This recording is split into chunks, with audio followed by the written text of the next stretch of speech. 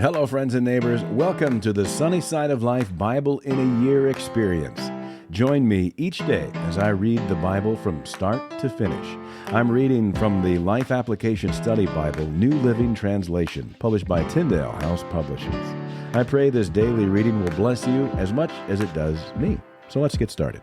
March 14th, Judges, chapters 10 through 12. After Abimelech died, Tola, son of Puah, son of Dodo, was the next person to rescue Israel. He was from the tribe of Issachar, but lived in the town of Shamir in the hill country of Ephraim. He judged Israel for 23 years. When he died, he was buried in Shamir. After Tola died, Jair from Gilead judged Israel for 22 years. His 30 sons rode around on 30 donkeys, and they owned 30 towns in the land of Gilead, which are still called the towns of Jair. When Jair died, he was buried in Kamon. Again, the Israelites did evil in the Lord's sight. They served the images of Baal and Ashtoreth, the gods of Aram, Sidon, Moab, Ammon, and Philistia. They abandoned the Lord and no longer served him at all. So the Lord burned with anger against Israel, and he turned them over to the Philistines and the Ammonites, who began to oppress them that year. For 18 years they oppressed all the Israelites east of the Jordan River in the land of the Amorites, that is, in Gilead. The Ammonites also crossed to the west side of the Jordan and attacked Judah, Benjamin, and Ephraim. The Israelites were in great distress. Finally, they cried out to the Lord for help, saying, "We have sinned against you because we have abandoned you as our God and have served the images of Baal." The Lord replied, "Did I not rescue you from the Egyptians, the Amorites, the Ammonites, the Philistines, the Sidonians, the Amalekites, and the Maonites? When they oppressed you, you cried out to me for help, and I rescued you. Yet you have abandoned me and served other gods. So I will not rescue you any more. Go and cry out to the gods you have chosen. Let them rescue you in your hour of distress." But the Israelites pleaded with the Lord and said, "We have sinned. Punish us as you see fit. Only rescue us today from our enemies." Then the Israelites put aside their foreign gods and served the Lord, and he was grieved by their misery. At that time the armies of Ammon had gathered for war and were camped in Gilead, and the people of Israel assembled and camped at Mizpah. The leaders of Gilead said to each other, "Whoever attacks the Ammonites first will become ruler over all the people of Gilead." Now Jephthah of Gilead was a great warrior. He was the son of Gilead, but his mother was a prostitute. Gilead's wife also had several sons, and when these half-brothers grew up, they chased Jephthah off the land. "You will not get any of our father's inheritance," they said, "for you are the son of a prostitute."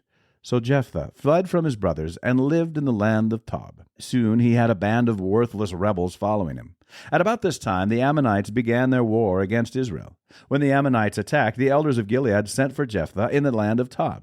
The elders said, "Come and be our commander. Help us fight the Ammonites." But Jephthah said to them, "Aren't you the ones who hated me and drove me from my father's house? Why do you come to me now when you're in trouble?" "Because we need you," the elders replied. "If you lead us into battle against the Ammonites, we will make you ruler over all the people of Gilead." Jephthah said to the elders, "Let me get this straight. If I come with you, and if the Lord gives me victory over the Ammonites, will you really make me ruler over all the people?" "The Lord is our witness," the elders replied. "We promise to do whatever you say." So Jephthah went with the elders of Gilead, and the people made him their ruler and commander of the army. At Mizpah, in the presence of the Lord, Jephthah repeated what he had said to the elders. Then Jephthah sent messengers to the king of Ammon, asking, "Why have you come out to fight against my land?" The king of Ammon answered Jephthah's messengers, "When the Israelites came out of Egypt, they stole my land from the Arnon River to the Jabbok River, and all the way to the Jordan. Now then, give back the land peaceably." Jephthah sent his message back to the Ammonite king. This is what Jephthah says: "Israel did not steal any land from the Moab or Ammon. When the people of Israel arrived at Kadesh on their journey from Egypt after crossing the Red Sea, they sent messengers to the king of Edom asking for permission to pass through his land, but their request was denied. Then they asked the king of Moab for similar permission, but he wouldn't let them pass through either. So the people of Israel stayed in Kadesh. Finally, they went around Edom and Moab through the wilderness. They traveled along Moab's eastern border and camped on the other side of the Arnon River. But they never once crossed the Arnon River into Moab, for the Arnon was the border of Moab. Then Israel sent messengers to King Sihon of the Amorites, who ruled from Heshbon, asking for permission to cross through his land to get to their destination. But King Sihon didn't trust Israel to pass through his land. Instead, he mobilized his army at Jahaz and attacked them. But the Lord, the God of Israel, gave his people victory over King Sihon. So Israel took control of all the land of the Amorites who lived in that region, from the Arnon River to the Jabbok River, and from the eastern wilderness to the Jordan. So you see, it was the Lord, the God of Israel, who took away the land from the Amorites and gave it to Israel. Why then should we give it back to you? You keep whatever your god Shamash gives you, and we will keep whatever the Lord our God gives us. Are you any better than Balak, son of Zippor, king of Moab? Did he try to make a case against Israel for disputed land? Did he go to war against them? Israel has been living here for 300 years, inhabiting Heshbon and its surrounding settlements, all the way to Aroer and its settlements, and in all the towns along the Arnon River. Why have you made no effort to recover it before now? Therefore, I have not sinned against you. Rather, you have wronged me by attacking me. Let the Lord, who is judge, decide today which of us is right, Israel or Ammon. But the king of Ammon paid no attention to Jephthah's message. At that time the Spirit of the Lord came upon Jephthah, and he went throughout the land of Gilead and Manasseh, including Mizpah in Gilead, and from there he led an army against the Ammonites. And Jephthah made a vow to the Lord. He said, "If you give me victory over the Ammonites, I will give to the Lord whatever comes out of my house to meet me when I return in triumph. I will sacrifice it as a burnt offering." So Jephthah led his army against the Ammonites, and the Lord gave him victory. He crushed the Ammonites, devastating about 20 towns from Aroer to an area near Minnith and as far away as Abel-Keramim. In this way, Israel defeated the Ammonites. When Jephthah returned home to Mizpah, his daughter came out to meet him, playing on a tambourine and dancing for joy. She was his one and only child. He had no other sons or daughters. When he saw her, he tore his clothes in anguish.